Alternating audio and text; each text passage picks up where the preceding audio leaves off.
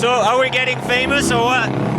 Yeah, I think you are getting famous. I think you so sexy. Yeah, that's a lot of. Come on, people, you gotta buy more. Man. He just told me we sold 20 T-shirts. This week. Is it only you guys? Like, This is week. only 20 people watching us, or? Well, no one would buy it because of me. It'd be because of you. So if anything, I guess you're not as popular as we thought, Bourdais. Oh, sorry, dude. You gotta work on your profile. Just a French fry.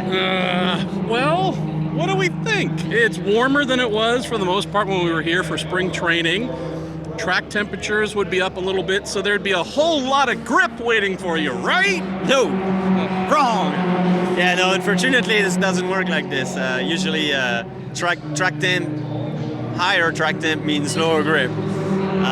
So yeah, and it is what it is. It's same for everybody, but it's definitely changed the balance quite a bit. I think it seems like it helped to turn on the front tires, and so it exposes the rear more.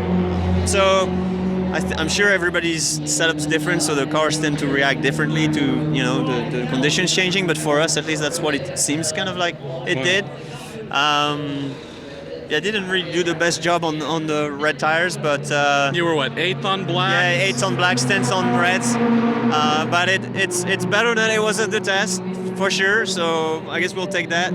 That Sealmaster Honda number 18. We struggled. We put it upside down and inside out and everything for 2 days here and didn't go really anywhere. So I'm glad we got a little something going on. But yeah, just a really, really challenging layout for balance and trying to get the flow. And I haven't really found what I'm looking for, but it's better. So moving forward. A bizarre second session here where Joseph Newgarden and his Team Penske Chevy shot to the front, was sitting in P1 for quite a while, came in after setting that fast lap on blacks. Fastest overall, and his comment to the team was something along the lines of, it's completely undrivable. And so I'm sitting there going, when even the guy who's fastest is unhappy, as we've mentioned, I think during the test here, we're not talking about Firestone doing a bad job and them bringing tires that are not suitable for the track. It's just, for the most part, we don't have a lot of grip coming back from the surface of the track to help in that relationship as much as you'd hope. What do you do, Seb? Is there much more you can do? I mean, we tried a lot of things, like different tire pressures, stiffness scan, high COP, low COP, you kind of really go center of aerodynamic pressure, and then like roll center heights, front and rear, and it's just been we've tried a lot of things, and it just kind of goes a bit around in circles because it's like you said, the grip's really low. So when the grip's low, well, it exposes the car and you slide around. So it's the typical kind of oversteer, understeer of brakes, poor traction. Then we put the reds on and the car kind of came to life a little bit, for us at least. I mean, for most people I would think, but the car doesn't feel really good, I think. Like Firestone's working pretty hard, but I still feel like we're struggling a little bit on those kind of like pavement that are mostly worn and not really tar heavy. Yeah. It just seems to be like a general trend where we produce a huge amount of grip, like at Watkins, at Texas, where there's a lot of tar and the closed pavement, and it creates a lot of surface stamp to the point that sometimes we even blister the tires because we just really put so much energy into them, and the car is awesome to drive when that happens. The problem is, you come to those things and it feels like maybe, we're struggling a tiny bit with chemistry on reacting on those much lower grip surfaces. So it's an ongoing thing. I mean, you keep learning, and Firestone is still working, developing new things, and it's the same for everybody. So it doesn't really matter, but it's definitely been more challenging here than usual. In an IndyCar, trying to get the balance right, and mostly that happens when the grip's low. So. I guess I'm 40 years old, but you learn every day. So still back to basics, trying to figure it out. You don't look a day over 50. All right, let's close on two topics.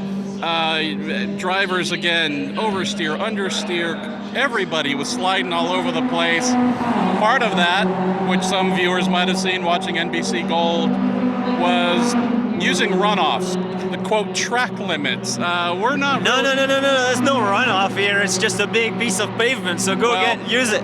So tell us about right over our shoulders here. Was it turn 19, I believe? Yeah. So normally there's a corner with there's a curbing and apex on the inside, and then there's the other option where I think you go about an extra 3 or 4 miles and then make a left. Tell us about that. What does it do? Why would people do that?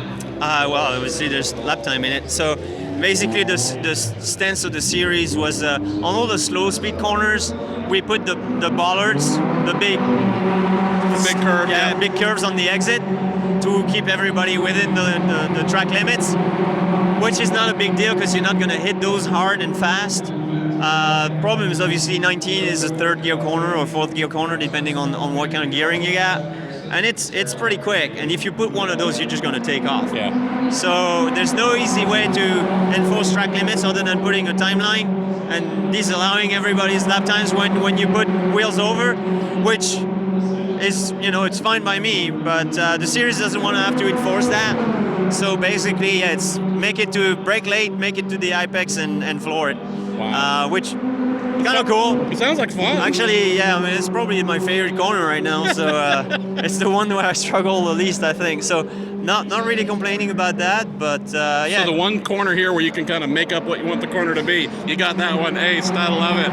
But yeah, so there's this one and maybe a little bit exiting line, but the grass keeps you in check on the exit, so that kind of self-police itself. But everything else is within track limits and with the curving on exit. Let's close on weather.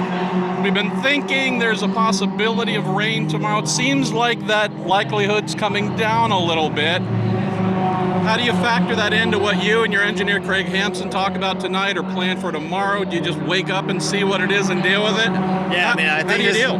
We're already lost enough trying to figure it out, so I don't think we're gonna start shooting things and betting on the future. All you can do is try and keep making progress on lap times and car balance, and conditions will be what they are. But it looks less likely to rain, and if it's a little sprinkle here and there, well then I guess you're not gonna compromise the car anyways. You're just gonna hope that you get a dry lap and see what happens. So I don't see us really changing anything. The only thing that will be different is obviously if it's overcast, track temp will be lower.